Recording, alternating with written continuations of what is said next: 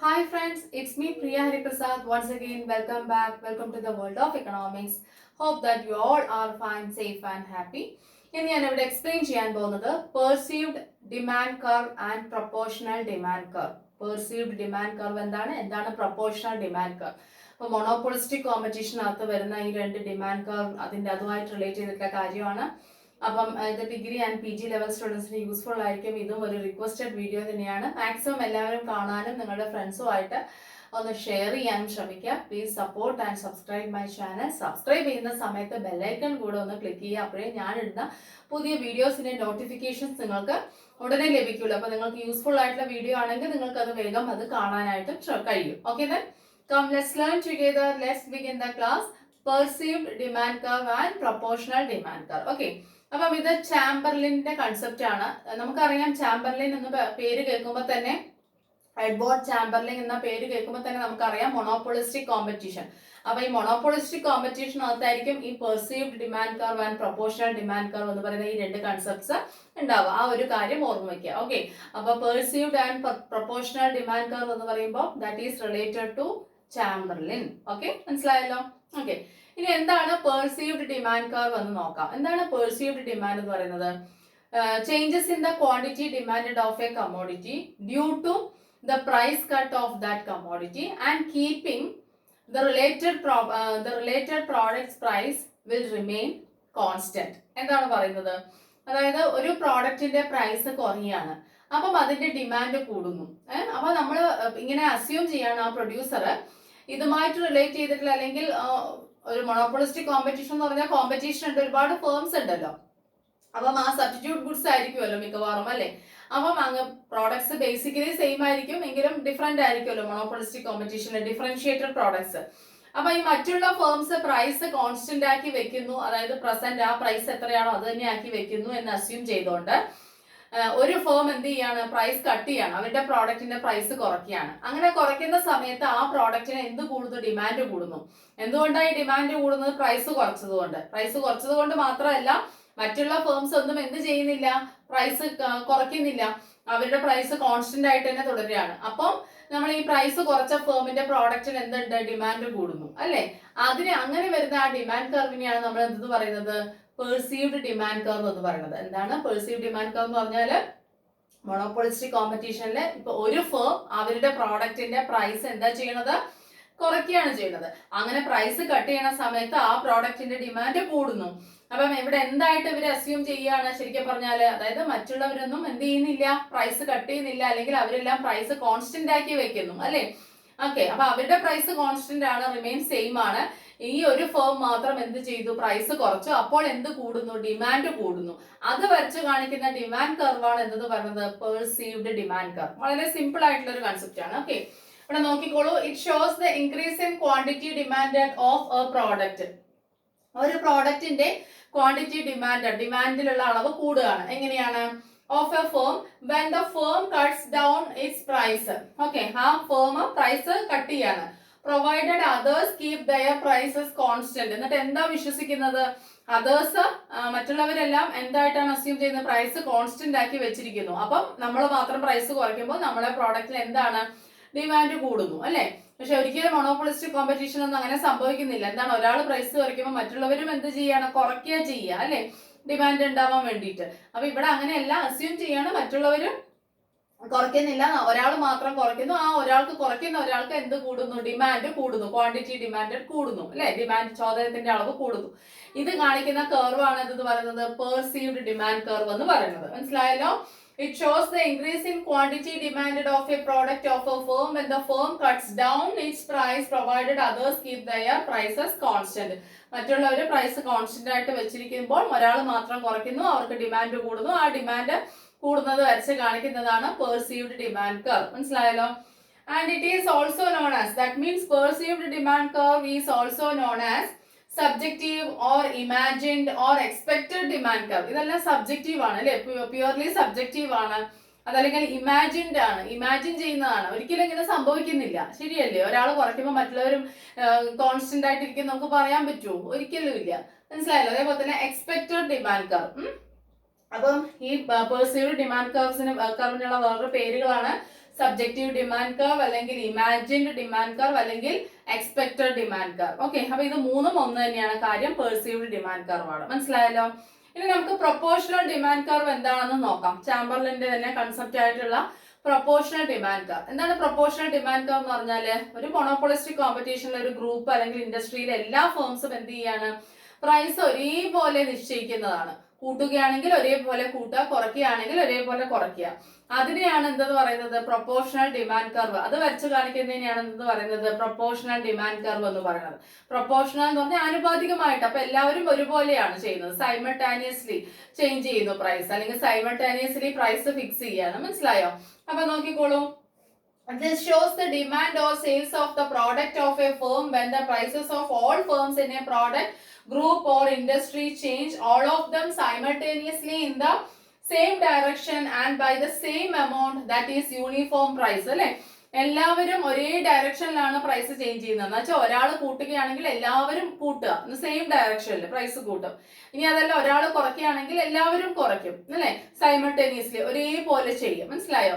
അപ്പൊ that means എന്താണ്, they will keep uniform price. എല്ലാവരും എന്തായിരിക്കും മെയിൻറ്റെയിൻ ചെയ്യുന്നത്, യൂണിഫോം പ്രൈസ് ആണ്. അല്ലെ, അപ്പം അത് വരച്ച് കാണിക്കുന്ന ഡിമാൻഡ് കർവ് ആയിരിക്കും എന്തെന്ന് പറയുന്നത്, പ്രൊപ്പോർഷണൽ ഡിമാൻഡ് കർവ് എന്ന് പറയുന്നത്. അപ്പൊ പ്രൊപ്പോർഷണൽ ഡിമാൻഡ് കർവ് എന്താണ് നമുക്ക് കാണിക്കുന്നത്, it shows the demand or sales of the product of a firm.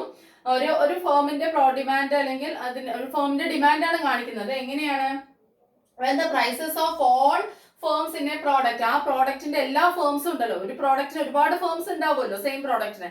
അപ്പൊ ആ എല്ലാ ഫേംസും അല്ലെങ്കിൽ ആ ഗ്രൂപ്പ്, ആ ഇൻഡസ്ട്രി ഒട്ടാകെ പ്രൈസ് ഒരേ ഡയറക്ഷനിൽ ഒരേപോലെ ഒരേ സമയത്ത് ചേഞ്ച് ചെയ്യാണ്. ഓക്കെ, അങ്ങനെ വരുന്ന സമയത്ത് ഈ ഒരു ഫേമിന്റെ പ്രോഡക്റ്റിന്റെ ഡിമാൻഡിന് എന്ത് സംഭവിക്കുന്നു അതാണ് വരച്ച് കാണിക്കുന്നത്. ഓക്കെ, ഒരു പ്രോഡക്റ്റിന്റെ ഡിമാൻഡാണ് കാണിക്കുന്നത്, പക്ഷെ എല്ലാവരും അതുമായി റിലേറ്റ് ചെയ്തിട്ടുള്ള ഫേംസ് ഉണ്ടാവുമല്ലോ ഇൻഡസ്ട്രിയിൽ, അവരെല്ലാവരും സൈമൾട്ടേനിയസ്ലി ഒരേ ഡയറക്ഷനിൽ പ്രൈസ് ചേഞ്ച് ചെയ്യാണ്. അത് ചിലപ്പം കൂടുകയാവാം കുറയുകയാവാം, എല്ലാം ഒരേപോലെ ചെയ്യുന്നു. അങ്ങനെ വരുന്ന സമയത്ത് ഒരു ഫേമിന്റെ പ്രോഡക്റ്റിന്റെ ഡിമാൻഡിന് എന്ത് സംഭവിക്കുന്നു എന്ന് വരച്ച് കാണിക്കുന്നതിനെയാണ് നമ്മൾ എന്ത് പറയുക, പ്രൊപ്പോർഷണൽ ഡിമാൻഡ് കർവ് എന്ന് പറയാം. മനസ്സിലായല്ലോ? And proportional demand curve is less elastic than the perceived demand curve. Perceived demand കർവിനേക്കാളും ലെസ് ഇലാസ്റ്റിക് ആയിരിക്കും. ഓക്കെ, എന്താന്ന് വെച്ചാല് പെർസീവ്ഡ് ഡിമാൻഡ് കർവിൽ ഒരു ഫേമിന്റെ കാര്യം മാത്രമേ ഉള്ളൂ, അവർ മാത്രം കട്ട് ചെയ്യുന്നു, ബാക്കിയുള്ളവരൊക്കെ കോൺസ്റ്റന്റ് ആയിട്ടിരിക്കണം. അല്ലെ, ഇവിടെ അങ്ങനെയല്ല, എല്ലാവരും ഒരുമിച്ച് പ്രൈസ് ചേഞ്ച് ചെയ്യാണ്. അത് സെയിം ഡയറക്ഷനിൽ സൈമൾട്ടേനിയസ്ലി, അല്ലെ, കൂട്ടുകയാണെങ്കിലും എല്ലാവരും ഒരുമിച്ച്, കുറയ്ക്കുകയാണെങ്കിലും എല്ലാവരും ഒരുമിച്ച് ആണല്ലോ. അപ്പൊ അതുകൊണ്ട് തന്നെ ഡിമാൻഡ് കർവ് ലെസ് ഇലാസ്റ്റിക് ആയിരിക്കും ഏതില്, പ്രൊപ്പോർഷണൽ ഡിമാൻഡ് കർവ് എന്ന് പറയുന്നത്. മനസ്സിലായല്ലോ? ഓക്കെ, ഇനി നമുക്കൊരു ഡയഗ്രാം ഉണ്ട്. അപ്പം ഞാൻ തീർത്തും ബേസിക് ആയിട്ടുള്ള കാര്യങ്ങൾ മാത്രമേ ഇതിനകത്ത് പറയുന്നുള്ളൂ. അതായത് എന്താണ് പെർസീവ്ഡ്, എന്താണ് പ്രൊപ്പോർഷണൽ എന്ന് വളരെ ബേസിക് ആയിട്ടുള്ള ക്ലാസ് മാത്രമാണ്. അപ്പം എനിക്ക് നിങ്ങൾ ഫോളോ ചെയ്യുന്ന സിലബസും അല്ലെങ്കിൽ അതിന് എത്രത്തോളം കണ്ടന്റ് ഉണ്ടെന്നും എനിക്ക് ഡോണ്ട് ഹാവ് എനി ഐഡിയ. ഏത് യൂണിവേഴ്സിറ്റിയാണ് അങ്ങനെ ഐഡിയ ഇല്ല. അപ്പൊ ഞാൻ എന്താണ് പ്രൊപ്പോർഷണൽ, എന്താണ് പെർസീവ്ഡ് എന്നും അതുമായിട്ട് റിലേറ്റ് ചെയ്തിട്ടുള്ള ഒരു ഡയഗ്രാം നിങ്ങൾക്ക് വളരെ ബേസ് ആ ടോപ്പിക്കിനെ കുറിച്ച് അറിയേണ്ട ഒരു ക്ലാസ് തന്നെയായിരിക്കും. അത് നിങ്ങൾ keep it in your mind. അതേപോലെ എന്നിട്ട് അതിനുശേഷം ഈ ക്ലാസ് കണ്ടതിന് ശേഷം ഇത് തികയില്ല എന്നുണ്ടെങ്കിൽ നിങ്ങളുടെ സബ്ജക്ട്, നിങ്ങളുടെ കയ്യിലുള്ള മെറ്റീരിയലും കൂടെ ഒന്ന് റെഫർ ചെയ്യണം കേട്ടോ. ഓക്കെ, മനസ്സിലായല്ലോ? എനിക്കറിയില്ല ഓരോ യൂണിവേഴ്സിറ്റി ഫോളോ ചെയ്യുന്നതിന്റെ കണ്ടന്റ് എത്രയാണ്, ക്വാണ്ടിറ്റി എത്രയാണെന്ന്. I don't have any idea about that. That's why. Okay, then നോക്കിക്കോളൂ, ഇതാണ് diagram. Here it is the diagram. ഇതിനകത്ത് രണ്ട് ഡിമാൻഡ് കർവ് കാണിക്കുന്നുണ്ട്, പെർസീവ്ഡ് ആൻഡ് പ്രൊപ്പോർഷണൽ.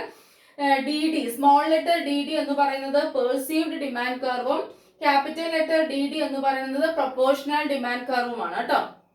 അപ്പൊ സ്മോൾ ലെറ്റർ DD എന്താണ്, പെർസീവ്ഡും capital letter DD proportional demand curve ആണ്. നമുക്ക് ഓൾറെഡി അറിയാം proportional demand curve less elastic ആണ്, perceived demand curve more elastic ആണ് ഇതിനേക്കാളും, പ്രൊപ്പോർഷണലിനേക്കാളും.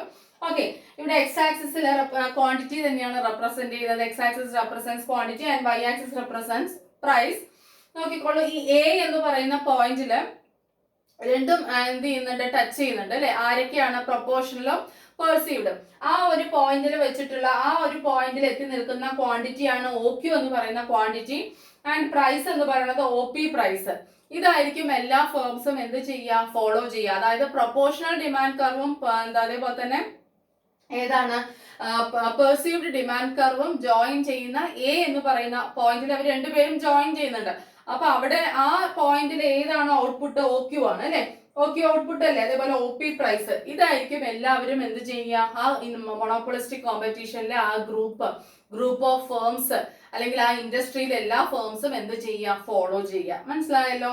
അത്രേ ഉള്ളൂ ഇതിനകത്ത് പറയാൻ. അപ്പൊ നോക്കിക്കോളൂ, ഒ പി പ്രൈസ് എന്ന് പറയുന്നത് the proportional share of each firm of the market.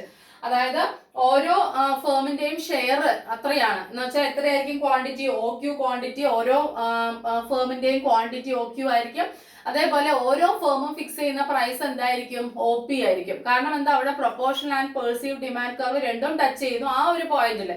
അങ്ങനെയാകുമ്പോൾ ഓരോ ഫേംസിന്റെയും ഷെയർ, മാർക്കറ്റിലേക്കുള്ള ഷെയർ എത്രയാണ്, ഔട്ട്പുട്ടിന്റെ ഷെയർ എന്താണ്, ഒ ക്യു ആണ്. അതേപോലെ അത് അവരുടെ പ്രൈസും എങ്ങനെയാണ്, ഒ പി ആണ്. Okay, then it is assumed that all firms in the industry will be producing and selling OQ quantity at OP price അല്ലെ. അതായത് OQ ക്വാണ്ടിറ്റിയിൽ എല്ലാ ഫേംസും, ഈ ഇൻഡസ്ട്രിയിലുള്ള എല്ലാ ഫേംസും OQ quantity of output produce ചെയ്യുകയും OP പ്രൈസിന് സെല് ചെയ്യുകയും ചെയ്യുന്നു. അതാണ് ഈ ഡയഗ്രത്തിൽ കാണിക്കുന്നത്. മനസ്സിലായോ? അതായത് ഫൈനൽ കൺക്ലൂഷനിൽ എത്തുകയാണത്. മനസ്സിലായല്ലോ? അതായത് proportional and perceive demand curve join ചെയ്യുന്ന ആ പോയിന്റിലുള്ള ആ OQ and OP price, OQ quantity OP price. അപ്പം ഈ OQ ക്വാണ്ടിറ്റി എന്ന് പറയുന്നത് ആ ഇൻഡസ്ട്രിയിലുള്ള ഓരോ ഫേംസിന്റെയും മാർക്കറ്റ് ഷെയർ ആണ്. മനസ്സിലായോ? അവരുടെ പ്രോഡക്റ്റ് ഇത്രയാണ്. പ്രൈസ് OP ആണ് എന്ന് വെച്ചാൽ എല്ലാവരും OQ ക്വാണ്ടിറ്റി ഔട്ട്പുട്ട് പ്രൊഡ്യൂസ് ചെയ്യാൻ തയ്യാറാണ്, അത് വിൽക്കാൻ തയ്യാറാണ് അറ്റ് OP പ്രൈസ്. ഏത് പ്രൈസിന്, OP പ്രൈസിൽ. അതാണ് കാണിക്കുന്നത്. ഓക്കെ, അപ്പം ഈ proportional and perceived demand curve ഏതാണെന്ന് നിങ്ങൾ മെൻഷൻ ചെയ്ത് പറയണം ഡയഗ്രത്തിൽ. ഓക്കെ, അപ്പോൾ ഇതാണ് പെർസീവ്ഡ് എന്ന് പറയുന്നത് സ്മോൾ ലെറ്റർ DD ആണ്, മോർ ഇലാസ്റ്റിക് ആയിട്ടുള്ള ഡയഗ്രാം ആണ്, കർവ് ആണ്. DD capital letter DD proportional ആണ്. പെർസീവ്ഡ് കണ്ടോ, ഇതാണ് കേട്ടോ സ്മോൾ ലെറ്റർ DD. ദെൻ ആ പോയിന്റ് എ എന്ന് പറയുന്ന പോയിന്റിൽ രണ്ടും ഈക്വൽ ആവുന്നു അല്ലെ. നമുക്ക് ഇക്വലിബ്രിയം പോയിന്റ് എന്നൊന്നും പറയാൻ പറ്റില്ല കേട്ടോ. അവർ രണ്ടുപേരും ടച്ച് ചെയ്യുന്ന ആ പോയിന്റില് OQ ക്വാണ്ടിറ്റിയും OP പ്രൈസും സെലക്ട് ചെയ്യുന്നു. എല്ലാ ഫേംസും അതിന് റെഡി ആവുന്നു. മനസ്സിലായല്ലോ? ഓക്കെ, അപ്പം എന്താണ് പെർസീവ്ഡ്, എന്താണ് പ്രൊപ്പോർഷണൽ മനസ്സിലായല്ലോ? പെർസീവ്ഡ് എന്ന് പറയുമ്പോൾ ഒരു ഫേം മാത്രം പ്രൈസ് കട്ട് ചെയ്യുന്നു, പ്രോഡക്റ്റിന്റെ ബാക്കിയുള്ളവരെല്ലാം സെയിം ആയിട്ട് വെക്കുന്നു. ആ സമയത്ത് ആ ഒരു ഫേമിന്റെ ഡിമാൻഡ് കൂടും, ശരിയല്ലേ? പ്രോഡക്റ്റിന്റെ ഡിമാൻഡ് കൂടും, അത് കാണിക്കുന്നതാണ് പെർസീവ്ഡ് എന്ന് പറയുന്നത്. പ്രൊപ്പോർഷണൽ എന്ന് പറഞ്ഞാൽ എല്ലാവരും ഒരേപോലെ ഒരേ സമയത്ത് ഒരേ ഡയറക്ഷനിൽ പ്രൈസ് ചേഞ്ച് ചെയ്യാണ് അല്ലെ. അപ്പൊ മാർക്കും എന്ത് വ്യത്യാസം വരുന്നില്ല. അപ്പൊ എല്ലാവരുടെയും ക്വാണ്ടിറ്റിയും പ്രൈസും ഒക്കെ എന്താണ്, ഒന്നാവുകയാണ്. ആ ഒരു കൺക്ലൂഷനിലാണ് ഇവിടെ എത്തുന്നത്. കാരണം നമുക്ക് പെർസീവ്ഡ് നമുക്ക് ഇവിടെ എക്സ്പ്ലെയിൻ ചെയ്യാൻ കഴിയില്ല. എന്താ കാരണം, അത് ഇമാജിൻഡ് ആണ്, നമ്മൾ പറഞ്ഞു കഴിഞ്ഞു അല്ലെ. ഇമാജിൻഡ് ആണ്, അങ്ങനെ ഒരിക്കലും സംഭവിക്കില്ല റിയൽ വേൾഡിൽ. ഒരാൾ മാത്രം പ്രൈസ് കുറച്ച് ബാക്കിയുള്ളവർ നോക്കിയിരിക്കുന്ന ഒരു സിറ്റുവേഷൻ വരില്ല, ആണല്ലോ. ഓക്കെ, അപ്പം ഇത് 2-3 പ്രാവശ്യം കേട്ട് നോക്കുക. ഇതിൽ കൂടുതൽ നമുക്കിത് എക്സ്പ്ലെയിൻ ചെയ്യേണ്ട കാര്യമില്ല, റിപ്പീറ്റേഷൻ ആയിപ്പോൾ. നിങ്ങൾ 2-3 പ്രാവശ്യം കേട്ട് നോക്കി കഴിയുമ്പോൾ ഒരു ഐഡിയ കിട്ടും. അപ്പൊ ഞാൻ പറയുകയാണെങ്കിൽ തീർത്തും ബേസിക് ആയിട്ടുള്ള കാര്യം മാത്രമേ ഉള്ളൂ, എന്താണ് പെർസീവ്ഡ്, എന്താണ് പ്രൊപ്പോർഷണൽ. അപ്പൊ നിങ്ങൾക്ക്, എനിക്കറിയില്ല നിങ്ങളുടെ ഇതിലുള്ള കണ്ടന്റ് എത്രത്തോളം ഉണ്ടെന്ന്. അതുണ്ടെങ്കിൽ അത് നിങ്ങൾ ഒന്നും കൂടെ മോഡിഫൈ ചെയ്ത് എടുക്കാനായിട്ട് ശ്രമിക്കുക. ഓക്കെ, ദെൻ അപ്പം എക്സാം ആണെന്ന് പറഞ്ഞിട്ട് ഇത് എന്നോട് റിക്വസ്റ്റ് ചെയ്ത വീഡിയോ തന്നെയാണ്. അപ്പൊ എല്ലാവരും കാണാനും ഫ്രണ്ട്സുമായിട്ട് ഷെയർ ചെയ്യാനും സപ്പോർട്ട് ചെയ്യുക. നിങ്ങളുടെ സപ്പോർട്ടായിരിക്കും എൻ്റെ സ്ട്രെങ്ത് എന്ന് പറയുന്നത്. ചാനൽ ഇനിയും വീഡിയോസ് അപ്ലോഡ് ചെയ്യാനുള്ള എൻ്റെ ഒരു സ്ട്രെങ്ത് എന്ന് പറയുന്നത്. Okay, then thank you, thanks a lot, take care, by.